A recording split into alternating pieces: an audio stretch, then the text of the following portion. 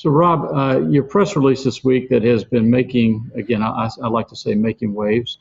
I think Recode and some other top tech blogs picked it up. But you're quoted as saying Helium is transforming the enterprise IoT by removing complexity.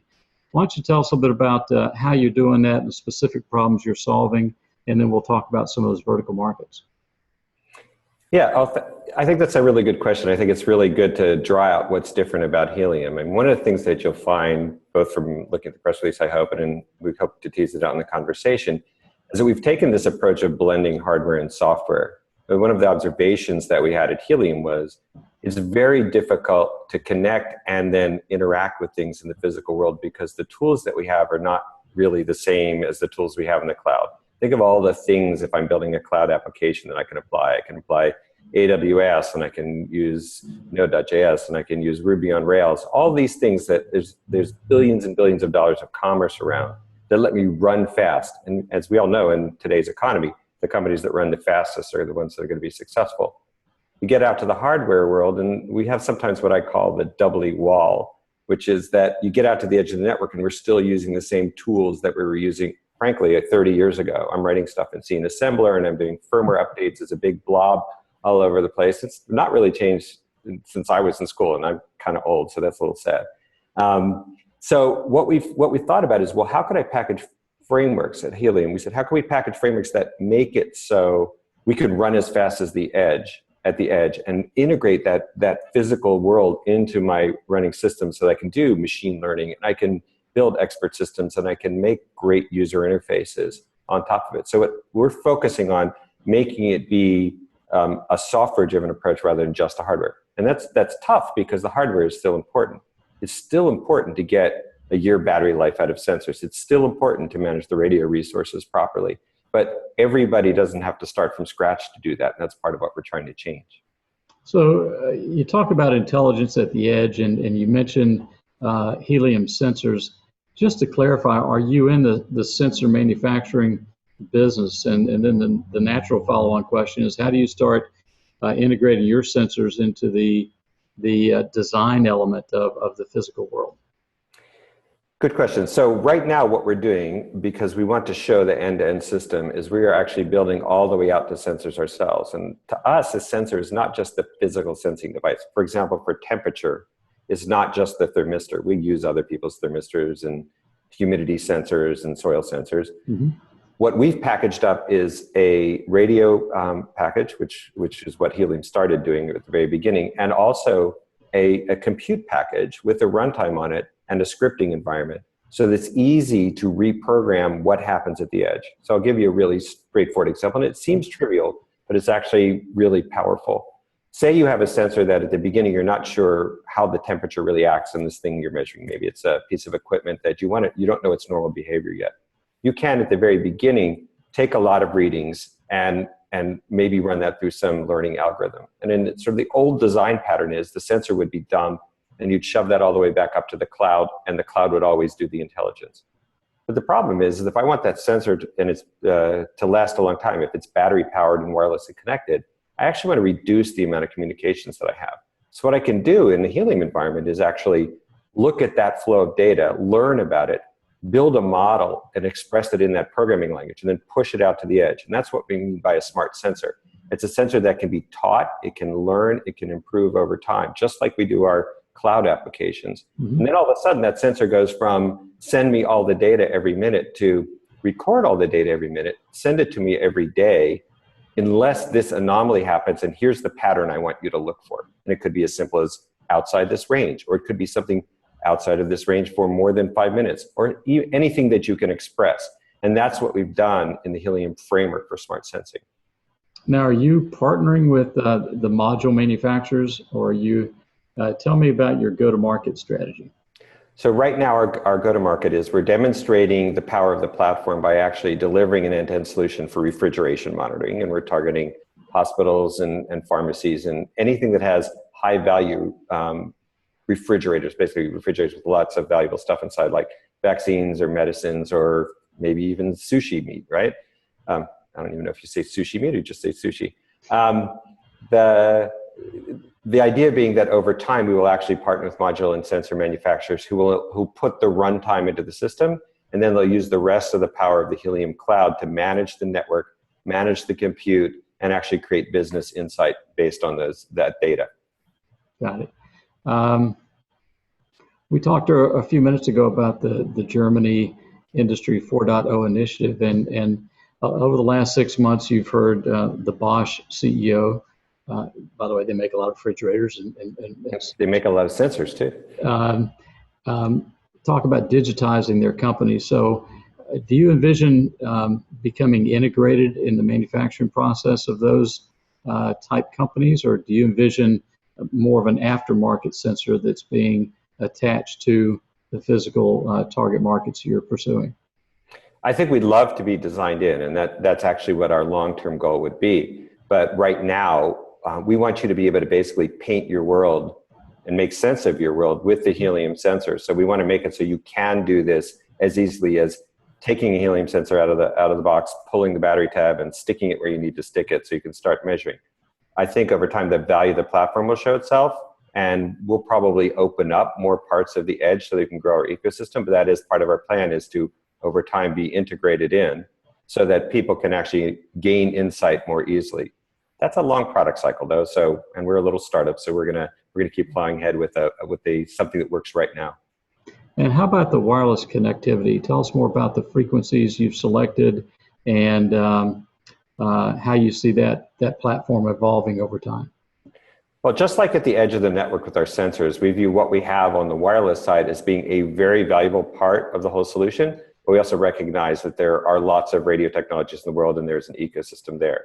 So what Helium has is a connectivity technology based on the standard 802.15.4 radios, and we operate both in both ISM bands, in the 2.4 gigahertz and the sub-gigahertz bands, which in the United States is in the 900s, and other countries is in the 800s.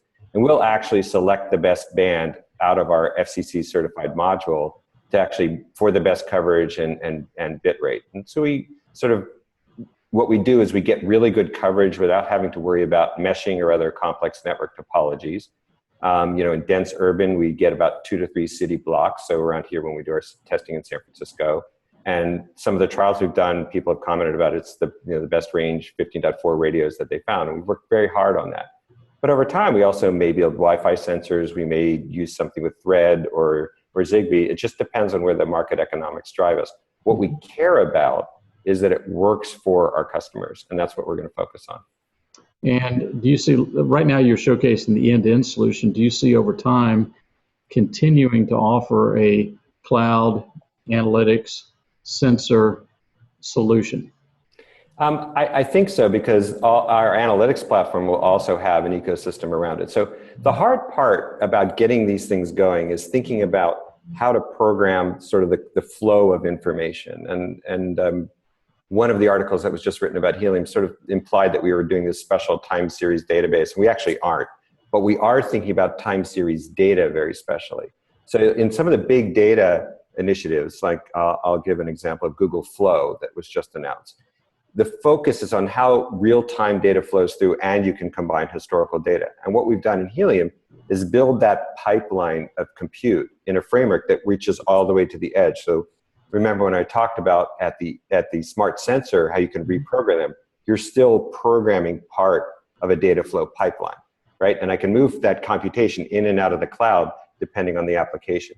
We think that framework itself will continue to be valuable, but we will do things like on the cloud side, we'll plug in other people's learning algorithms and offer them as integration. If you looked at a company like Heroku and how they expanded on Ruby on Rails, is they created an ecosystem where third parties could add value. So maybe I want my smart sensor to be able to take a payment, and I'll integrate Stripe, right, into that flow. Or I want to use a different way of doing notifications, and I'll do PagerDuty at one end. Helium doesn't have to do all the visualization and all the insight itself, but the platform we think will continue to be very valuable because it provides that design pattern that lets people run fast and actually build solutions. We shouldn't start from scratch in the Internet of Things every time we do something. Yeah.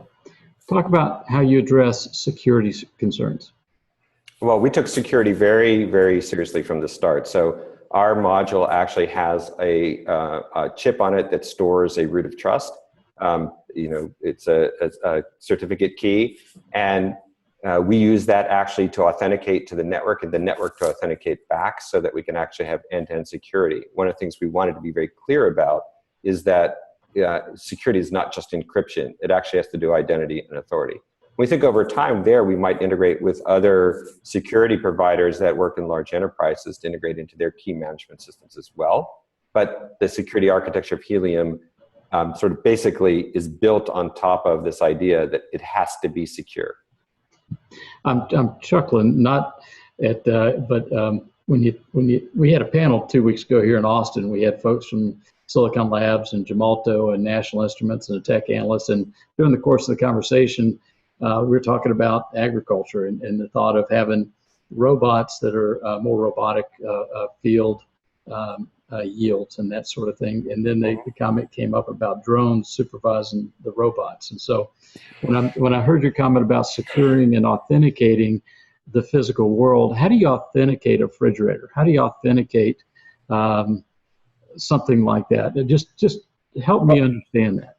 Well, I mean, we can't make anything happen that doesn't happen. We want it to be as strong as the kind of authentication that you get when you give somebody, for example, a certificate on their device so that they can identify themselves.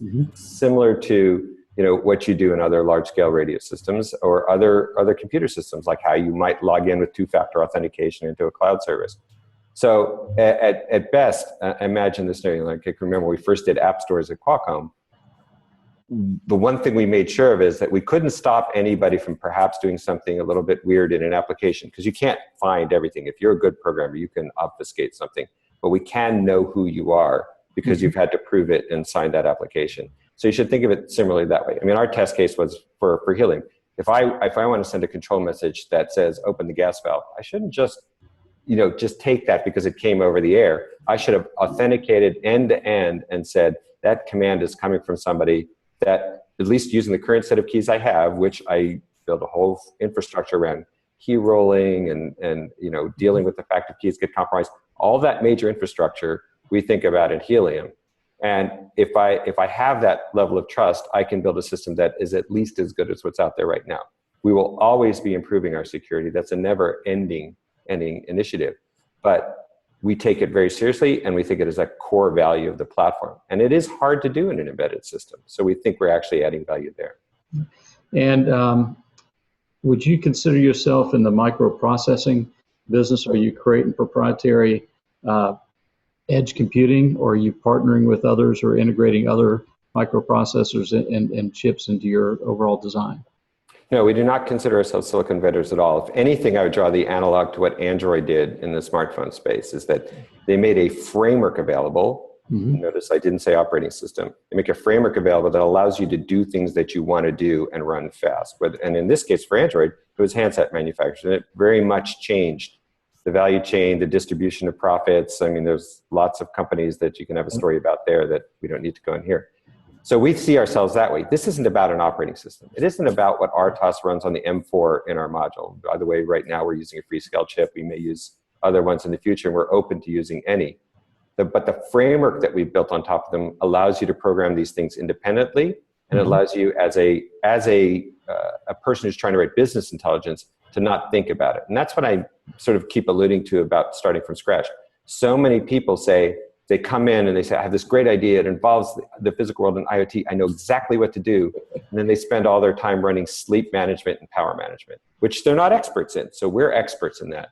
But the other thing that we are is we're experts in software frameworks. We do large-scale software programming. So when you tell a Helium sensor, now you've learned this behavior, act like this, we can say, now do this to 1 million things just like it. So if I learn how this refrigerator acts, I can make 10,000 other refrigerators smart instantly. Got it. Well, that makes a lot of sense. And let's take another step back and walk us through how you came to start or be a part of starting Helium. And then I want to touch base on some of your experiences in the standards world that are contributing to this new venture. Sure. So I've been at Qualcomm working on Internet of Things stuff for a while, and I along the way, worked with folks at Khosla Ventures quite a bit. And right after Helium closed its A round, which Vinod Khosla led, Vinod introduced me to the founder and current CEO, Amir Halim. And Amir and I started chatting and got really excited about what we could do with the technology that was there when combined with the software framework. So last December, I left Qualcomm and joined Helium, and we've been running ever since, trying to build that framework up, that platform up that we want to let out there into the world. And along the way, we are also building some vertical solutions like what we announced yesterday. Yeah, I'm looking at your website right now, and it talks about Erlang and Haskell. Oh, you found the jokes. Okay. Yeah. So, what's the relevance of those terms? It's a bit nerdy, but so Erlang and Haskell are both functional programming languages. Haskell being more formal, Erlang being invented by Ericsson to write switching software on. Usually people know about Erlang because that's what WhatsApp's server is written in. And it's a great example of the right tools for the job that I mentioned even at the beginning of our conversation. With those right tools, 50 people at WhatsApp could scale to 800-900 million subscribers just because they picked the right tools. For us, Erlang and Haskell are interesting because they allow us to express the concepts that we want to embody about time series data and also about the network. So our network is managed using Erlang because that's exactly the right tool for that kind of a system. And the core of our compute engine is written in Haskell because we have some very formal things that we want to ensure happen. We don't want to go out there and say, I don't know where this data came from, right? Or I don't know what happened to this data. We're going to work in markets. There are some, everybody thinks, why are you doing hospital refrigeration? That sounds really simple. Well, there's a lot of environments where you want to know anytime anything is calculated, the temperature, who calculated it and why. You sort of want that chain of almost of trust to be established. And we can state those things in those kinds of formal systems. So while we don't say out front a lot, it's not really a customer-facing value. It lets us build a more sophisticated platform faster, and that's why we chose to use those tools. And at scale, which it sounds like is very, very important to you. At scale, we expect there to be hundreds and hundreds of millions of these devices on our platform. Fingers crossed.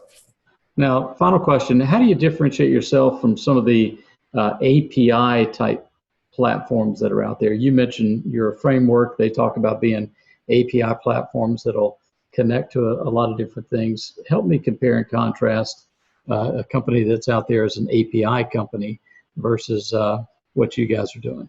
That's a really good question, Jeff. I mean, APIs are great for interoperability, in my opinion. And I spent a lot of time, and if you look at, and I think you're going to ask me about AllJoyn in a little bit, that primarily was a way of expressing APIs so that there could be interoperability. I would say what's different about Helium is we have a point of view about a good framework for doing a class of applications. I don't think you should use Helium if you want to figure out what to do with your automotive connectivity, because I view a car as more of a connected smartphone on wheels than I view it as an IoT device, right? There's a lot of sophisticated computing system and there's a lot of power. But if what you want to do is sense the world, and I hope to get our sensors down smaller and smaller as technologies improve, I might want to do things like reason about 5 different sensor inputs over time in real time, which is very different than shoving things into a big cloud database and reasoning about them and 2 hours later spitting it out an answer. Sort of the classic map-reduce design pattern, which a lot of API toolkits tend to embody. So I think what's really different about it is that we're interested in the real-time flow of a specific class of problems, and we're going to give you the best platform for running with that. And if that's your business, which a lot of enterprise and industrial businesses are, then Helium's going to be the right platform for you. If what you want to do is take a little bit of sensor data and mostly work in the cloud with a bunch of consumer devices or something like that, we may or may not be the right platform. We'll see. We're certainly going to integrate that way. The website of our system is fully, there's full REST APIs for all of our system so that we can be integrated in. But at that edge of the network, where you touch the physical world, that's where Helium's best. Okay, well, you talk about AllJoyn. Talk about AllJoyn, what impact it had on what you guys are doing in your architecture, and then maybe talk about the, what standards are going to govern or impact your business model.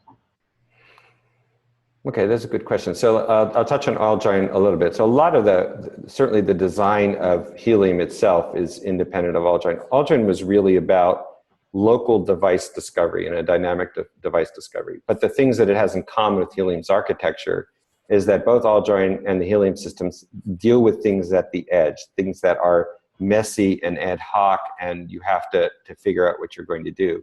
An industrial system, we felt, had to have a little bit more, a few more constraints around it. We were solving a little bit of a different problem. We weren't trying to discover the sensors in the same way that a toaster might discover, a refrigerator might discover a lighting system, which is more the AllJoyn thing. So they sort of evolved differently. That doesn't mean, by the way, at some point Helium won't implement some of the AllJoyn and AllSeen standards, because we think as we move into small business and possibly into consumer, I'm not ruling it out, but it's not our focus right now, we will certainly want to use open standards, and we think AllJoyn is that best open standard. Other standards that we think might influence us, we're watching very carefully, are other kinds of standards around low power radio technologies, and we think Thread is quite interesting, and we've been a member of the group. Not sure if we could afford it this year, so I'm not sure if we're still a member. But that's something very interesting. But it's also, Thread itself is very focused on the consumer application. So we're also looking at other, wireless HART and other industrial standards that are already out there to see if we're going to adapt our platform on top of these other physical layers. In all honesty, low power Wi-Fi might be the next thing that's interesting for us. Yeah, good. Well, as we look forward from Helium, what can we expect next in terms of proof of concepts? Well, I expect to be doing more than proof of concepts. I expect to be actually solving problems. So you'll see us bringing out, these are not proof of concepts, these are actual product offerings. And we're going to do a couple more around specific industry solutions. And at the same time, we're talking to quite a few large companies about being their platform of choice for their IoT applications. And I hope the next time we have this conversation, we'll be discussing those. Well, look forward to it. We're here in Austin. You're in San Francisco. If you get down this way, please make time to stop by our studio. And again, thank you so much for your time. Congratulations on this announcement. All right. I'd love to come back to Austin. And thanks again for your time. It was a great conversation. Thank you.